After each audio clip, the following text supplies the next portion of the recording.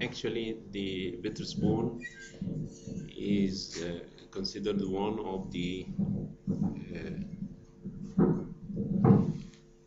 interesting parts in the human body, especially whenever we are dealing with the anatomy. And after that, we'll deal with the pathology.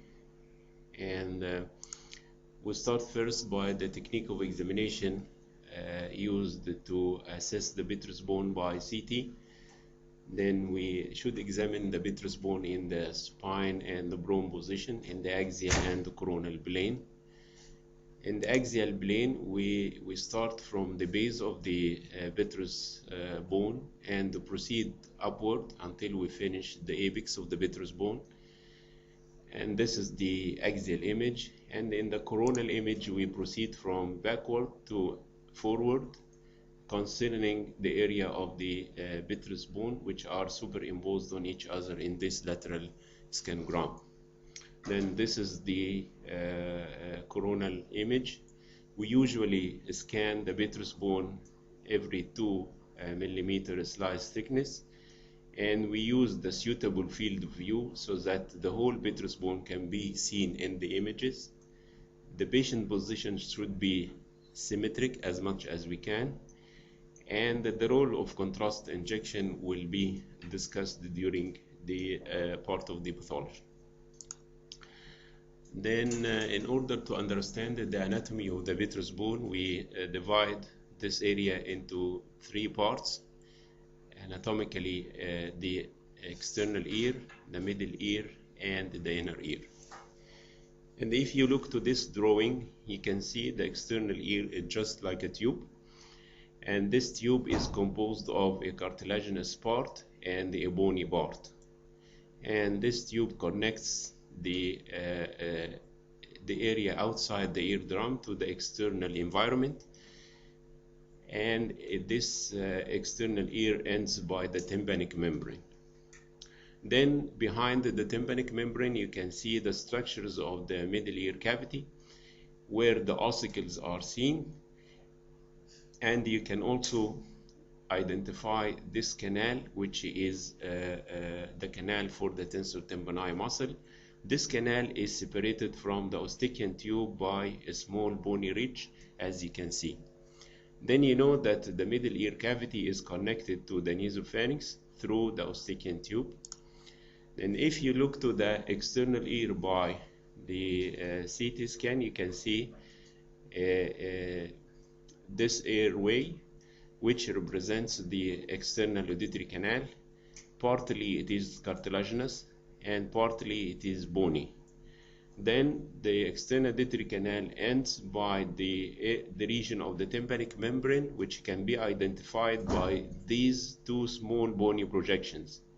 The upper one is known as the scutum, and this bony projections as a whole are known as the tympanic annulus. Then the external ear is filled with air. Sometimes you can see a small soft tissue inside the external ear, which represents the ear wax and nothing else. Then you came to the middle ear, and the middle ear is the area which is behind the drum, and this is the middle ear cavity where you can see the ossicles, and also you can see the connection of the middle ear to the nasopharynx through the Eustachian tube. The ossicles include the incus, the malleus, and the stapes. And inside the middle ear cavity, you can also there are also some muscles and nerves. These cannot be identified on the basis of imaging. Then you know that the middle ear cavity is connected to many structures, connected to the nasopharynx through the Eustachian tube, connected to the mastoid antrum through the adductus ad antrum, connected to the vestibule through the oval window, which is blocked by the footplate of the stapes, and connected to the cochlea through the round window. We'll see these anatomic structures on imaging. In order to understand the anatomy of the middle ear, we should have an anatomic landmark. And this anatomic landmark is known as the ice cream cone. This ice cream cone is formed whenever you are cutting this part of the ossicles. where the incus forms the cone, and the head of the malleus forms the ice cream itself. Then if you look inside the Petrous bone looking for the ice cream cone, then you can easily identify this ice cream cone. Then you know that this small part of the ice cream is the head of the malleus, and the cone represents the incus and its short process, where this is known as the longer process of the incus and this is the shorter process of the incus. Then between the incus and the malleus there is a joint, and this joint is known as the oncodo-malleal joint, and it can also be easily identified in the image. Then these ossicles are present in the middle ear cavity, and this middle ear cavity is connected to the largest mastoid ear cell, which is known as the mastoid antrum. Then this connection or this narrow track is known as the adductus ad antrum. Then whenever you identify the ice cream cone, you can easily see the head of the malleus, the incus, the oncodo-malleal joint, the middle ear cavity, the adductus ad antrum, as well as the mastoid antrum, and these are the mastoid ear cells. Then if you look here looking for the ice cream cone, you can easily see the ice cream cone, and also you can easily see the ice cream cone here, and you can identify all the anatomic details we have. Then in the ice cream cone is located in the middle ear cavity. You can identify the ice cream cone. You can see the incus, the malleus, the adductus ad antrum, the mastoid antrum, which is the largest mastoid ear cell, and the oncodo-malleal joint, and this is the oncodo-malleal joint. Then what happens if you look below the level of the ice cream cone? You remember we are cutting here, but if you look to the section below the level of the ice cream cone, then you are cutting in the handle of the malleus and in the longer process of the incus. Then if you look at this Petrous bone, you can see two dots. The anterior one is the handle of the malleus, and the posterior one is the longer process of the incus. At that level, you can easily see the connection of the middle ear cavity to the nasopharynx via the Eustachian tube. Then, if you look carefully, you can see in this section, you can see the anteriorly located bone, which represents the handle of the malleus. The posteriorly located one is the longer process of the incus. And if you follow the longer process of the incus, you can see the crura of the stapes. And here, if you look carefully, you can easily identify the crura of the stapes. Then you know that this area will represent the oval window. But this is not the optimal position to evaluate the oval window, which is easily evaluated in the coronal images, as I will show you to. Then you should remember that at this level you are faced with this C line, and you can see the almost similar simulation between both. This is the head and the mouth of the C line, which represents the Eustachian tube connecting the middle ear cavity to the nasopharynx. And you remember, in this particular area, there is a bony ridge which separates the canal for the tensor tympani muscle from the Eustachian tube. Sometimes you can see this anatomic detail, sometimes you cannot see. Then in this area, you should see the two dots, which represents the handle of the malleus and the longer process of the incus. Actually, you can also see this very characteristic configuration where you can see two depressions and one elevation. The elevation is known as the tympanic pyramid. The two depressions, the medial one is the sinus tympani, the lateral one is the facial recess. The medial one is the sinus tympani, the lateral one is the facial recess. Then you can see here in this section the sinus tympani, the facial recess, the tympanic pyramid, which is the bony elevation, the Eustachian tube, which connects the middle ear cavity to the nasopharynx, and you can also see the mastoid. Then if you look carefully here, At that level, you can see the ice cream cone.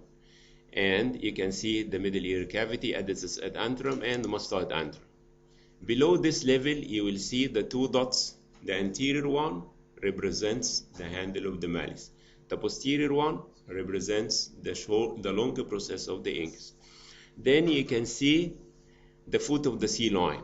You can see the medial depression, which represents the sinus tympani, the lateral depression, which represents the facial recess, and the bony elevation in between, which represents the tympanic pyramid. Then if you go above the ice cream cone, you will see just air in the middle ear cavity.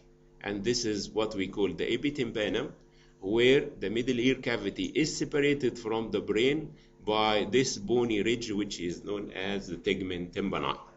Then in this section, you can see the tegmen tympani, and you can see the epitympanum, which is part of the middle ear cavity, just only filled with air. Then if you look to the whole anatomy of the middle ear, you start by the level of the ice cream cone.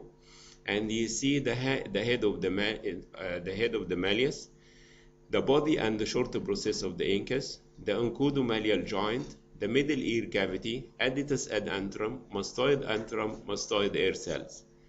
Then if you go below this level, you will see the connection to the nasopharynx through the Eustachian tube.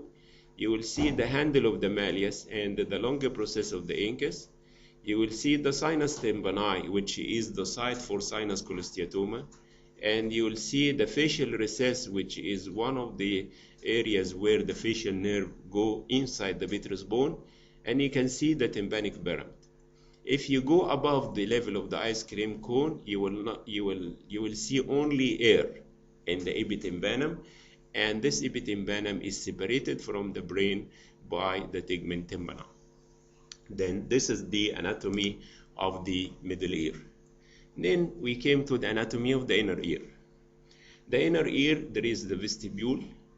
There are 3 semicircular canals: the cochlea, the internal auditory canal, the cochlear aqueduct, and the vestibular aqueduct. Then we should have also an anatomic landmark, like the ice cream cone seen in the middle ear. And this anatomic landmark is the lateral semicircular canal.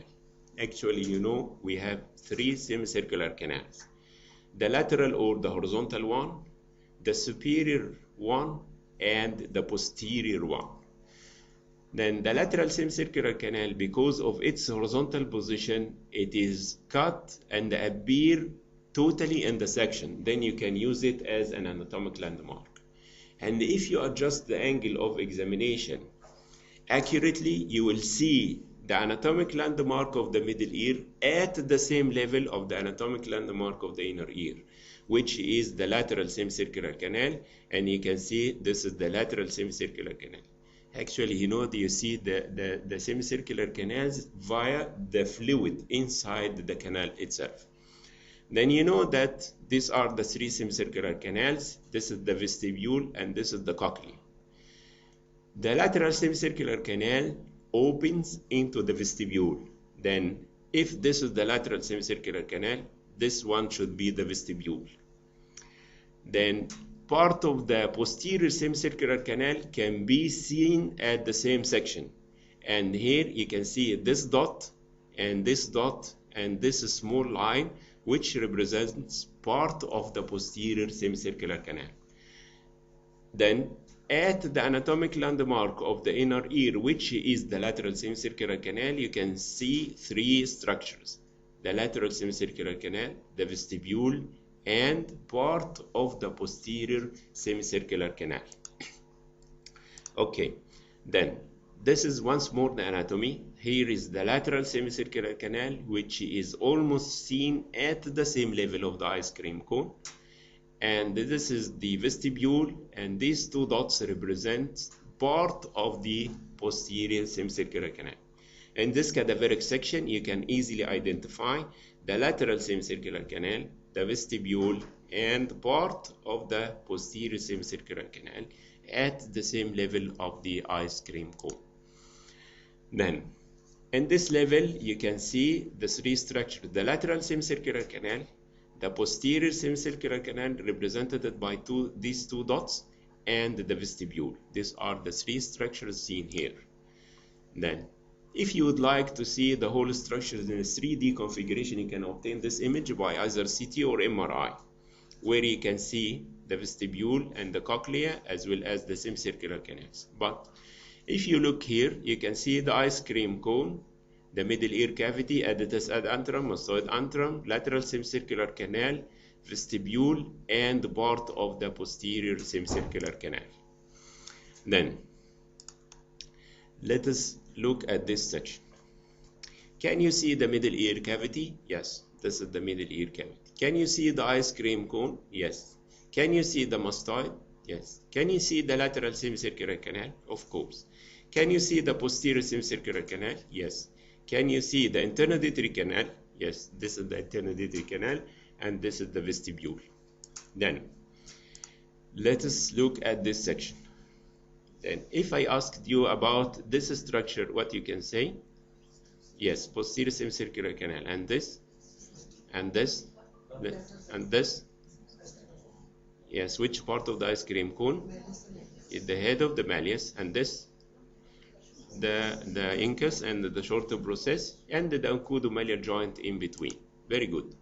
Then what happens if we want to see the superior semicircular canal? We should go up. If you go upward, you can cut the superior semicircular canal at its foot blades or at its crura. Then in another section, you cut the dome. Then if you cut the crura, you will see two dots like this. You see the dots, and these dots represents the crura of the superior semicircular canal. If you want to see, these are the crura of the semicircular canal, the superior. If you want to see the top or the dome of the superior semicircular canal, you go further up, then you will see a line. Two dots inferiorly and a single line superiorly, and this represents the superior semicircular canal. Then if you look here in this well-nomatized mastoid, you can see a line, and this line represents the dome of the superior semicircular canal. Then this drawing is just presented to assess the relation of the cochlea to our landmark, which is the lateral semicircular canal. These are the semicircular canals, and this is the lateral semicircular canal, and this is the cochlea. And what do you think about the relation of the cochlea to the lateral semicircular canal? The cochlea is inferior. Then if you want to see the cochlea, you put your finger on the anatomic landmark, which is the lateral semicircular canal, and go down. Then if you look here, where is the lateral semicircular canal? This is the lateral semicircular canal, this is the vestibule, and this is the posterior semicircular canal. If you are going to see any part of the cochlea at the level of the lateral semicircular canal, it will be the dome of the cochlea. Then the dome of the cochlea will be seen at this level, and here is the dome of the cochlea. And the dome of the cochlea is usually connected to the internodentary canal by a very short track, which is the canal for the cochlear nerve. You know that the vestibulocochlear nerve comes from the brainstem and goes inside the internodentary canal. The cochlear division pierces the wall of the internodentary canal to go to the cochlea. And here is the cochlear nerve, the canal for the cochlear nerve. And this is the dome of the cochlea. Then, if you look to this section, and this is our anatomic landmark, which is the lateral semicircular canal, the vestibule, the posterior semicircular canal, and this is the dome of the cochlea, and this is the canal for the cochlear nerve.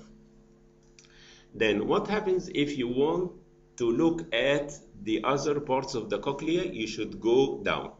Then here, this is the lateral semicircular canal, this is the vestibule, posterior semicircular canal, dome of the cochlea. Then if you go down, you will cut inferior. Then inferiorly, you will see 1.5 turns of the cochlea, and this is 1.5 turns of the cochlea. It is almost similar to the dish with the food inside. You can see this is 1.5 turns of the cochlea.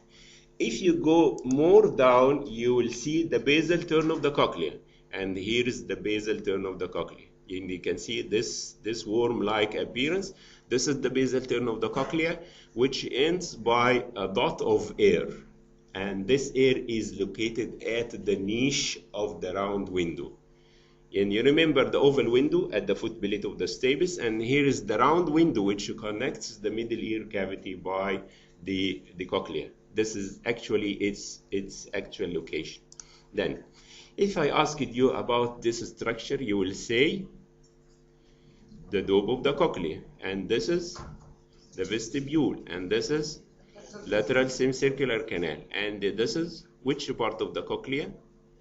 1.5 turns of the cochlea. Then, if you look to this section and I asked you about this structure, you will say this is the basal turn of the cochlea, and this the niche of the round window. And you remember this is the sinus tympani, and this is the tympanic pyramid, and this is the facial recess. Okay. Then this arrow points to the niche of the round window. Then what about the cochlear aqueduct? The cochlear aqueduct is just similar to the internal auditory canal, but smaller and at a lower level. Then where is the internal auditory canal? This is the internal auditory canal. Where is the cochlear aqueduct? This is the cochlear aqueduct. It's inferior and smaller. This is the cochlear aqueduct, the site of it, which is almost similar to the internal auditory canal, but smaller in size and inferior in location. Then where is the vestibular aqueduct? The vestibular aqueduct is located posterior to the posterior semicircular canal. Then here you can see this is the vestibule, and this is the lateral semicircular canal, and this is the posterior semicircular canal, and this very fine track is the vestibular aqueduct. Normally it is 1 millimeter in diameter, 1 to 2 millimeter in diameter. But if this track or this aqueduct is markedly widened like this, this is what we call the vestibular aqueduct syndrome, which is one of the common sensory neural hearing loss in patients. Then if you look to the anatomy, you can see this is the vestibule, this is the lateral semicircular canal, these top dots represents the posterior semicircular canal, and this is the vestibular aqueduct, and this is the internal auditory canal. Then you remember that the jugular bulb, which is intimately related to the middle ear cavity, may be dehiscent and may not. The dehiscent jugular bulb means that there is no bony ridge separating the jugular bulb from the middle ear cavity. This is known as dehiscent jugular bulb. The non-dehiscent jugular bulb, you can see a bony ridge separating the jugular bulb from the middle ear cavity. Then finally, about the course of the facial nerve inside the petrous bone. You know that the facial nerve comes from the brainstem and enters into the internal auditory canal, then exits the internal auditory canal through the facial nerve canal, which is like the inverted V. If you look here, this is the facial nerve canal. It goes up to this particular point, which is the ganglion of the facial nerve, which is known as the geniculate ganglion. Then it descends down, then it passes below the lateral semicircular canal, then go to the facial recess after that. In order to see the facial nerve below the lateral semicircular canal, you should have the coronal image. But in the axial image, you see only the horizontal part of the facial nerve, which is the ascending limb, which is known as the tympanic segment, and the descending, this is the labyrinthine segment, and this is the tympanic segment. The segment which is near to the middle ear is known as the tympanic segment. The segment which is near to the inner ear is known as the labyrinthine segment. And if you look carefully to this drawing, you can see exactly similar finding. This is the facial nerve going into the internal canal, ascending limb, geniculate ganglion, and the descending limb passes below the lateral semicircular canal. Then, this is the ascending limb or the labyrinthine segment. This is the descending limb or the tympanic segment, and this is the geniculate ganglion. This is the vestibule, lateral semicircular canal, posterior semicircular canal, and vestibular aqueduct. Then, in order to see the nerves inside the internal auditory canal, you should have an MRI, especially the T2 weighted image. Then if you look here, this is the intended canal, and these are two nerves inside the intended canal. One of them should be the cochlear nerve, and one of them should be the vestibular nerve. And the cochlear nerve will pass through the cochlear nerve duct to enter into the dome of the cochlea. But actually, if you look inside the intended canal, there are 4 nerves, not only 2. The 4 nerves are the 2 divisions of the vestibular nerve, which are the superior and the inferior one, and the facial nerve and the cochlear nerve. There are four nerves inside the intended canal. In order to see the 4 nerves, you should have a sagittal section and the T2 weighted image. Then you see the CSF is bright, and you see the nerves as small dots which are gray in color. Then the 2 nerves which are close to each other are the 2 divisions of the vestibular nerve. The 2 nerves which are away from each other, the superior one is the 7th, the inferior one is the cochlear nerve. Then, actually you all know the difference between the CT and the MRI. And what is the value of the coronal images? We usually do routine coronal CT and MRI of the Petrous bone for only 3 main values. Number 1, to see the tegmen tympani. You know that the tegmen tympani is the bony ridge separating the middle ear cavity from the brain. And because of the Petrous bone is like the pyramid, it has an anterior tegmen and a superior tegmen. The anterior tegmen is seen in the axial, and the superior tegmen is seen in the coronal image. Then this is the superior tegmen. Number 2 is the oval window. And the oval window is the connection between the vestibule and the middle ear cavity. And if you look carefully to this opening, and this represents the oval window, which is better evaluated in the coronal images rather than to be evaluated in the axial images. Number 3 is the facial nerve, while crossing below the lateral semicircular canal. And if you see, this is the intended canal, and this is the vestibule. This is the superior semicircular canal, and this is the lateral semicircular canal. Then if you look carefully to this very small dot, I am pointing to it now, this is the facial nerve crossing below the lateral semicircular canal. This is the only difficult part which can be seen in the coronal, and you can also see the vertical part of the facial nerve while coming outside the cranium through the stylomastoid frame. This arrow points to the oval window, and this arrow points to the facial nerve crossing below the lateral semicircular canal. Then the final course of the facial nerve is the vertical one between the mastoid and the styloid process through the stylomastoid framing, can be easily also identified in the coronal image. That if you look to this image, you can see this characteristic configuration which represents the cochlea. Above the cochlea there are 2 dots, and these 2 dots represents the 2 limbs or the 2 segments of the facial nerve. The tympanic one is adjacent to the middle ear cavity. The labyrinthine one is adjacent to the inner ear structures. Then these are two dots, which may be referred to in the books as the snake eyes. This is the tympanic segment, and this is the labyrinthine segment of the facial nerve. Then the course of the facial nerve inside the Petrous bone, it starts from the brainstem, entering the intended canal, exits through the 2 segments up to the geniculate ganglion. Then the descending limb passes below the lateral semicircular canal, then go to the facial recess, then comes vertical to exit through the stylomastoid frame. Then there are some vessels at the cerebellopontine angle, and this is one of the famous vessels that may cross at the opening of the intended canal, which is the anterior inferior cerebellar artery. And if it is seen especially by MRI, this is an ear cysternography, which is now an obsolete technique, but it can be easily identified by MRI. Then you should raise the attention of the clinician to the abnormal course of this artery at the orifice of the intended canal. Then by this we can finish the anatomy of the Petrous bone, and we came to the questions. Then you will see some arrows pointing to the anatomic structures, and you are invited to answer.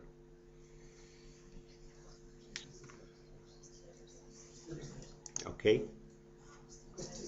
Okay. Lateral circular canal,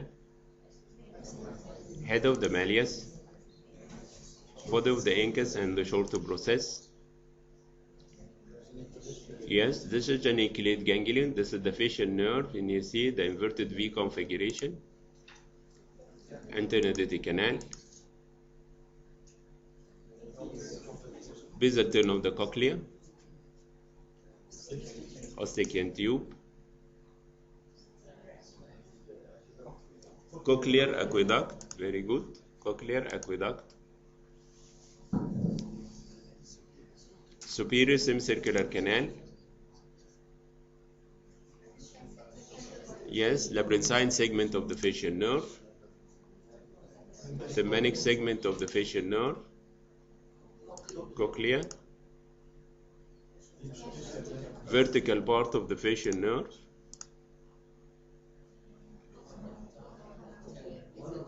1.5 turns of the cochlea, very good.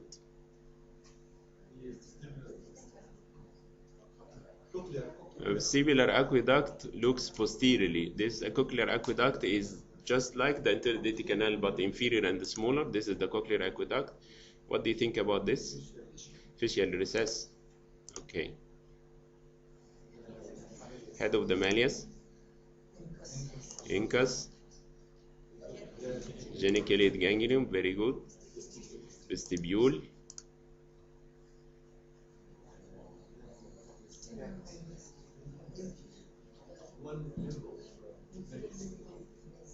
yes, the handle of the malleus, very good, the handle of the malleus. Longer process of the incus, 1.5 turns of the cochlea. Oval window, lateral semicircular canal, superior semicircular canal, internal auditory canal, vestibule, very good. Thank you very much.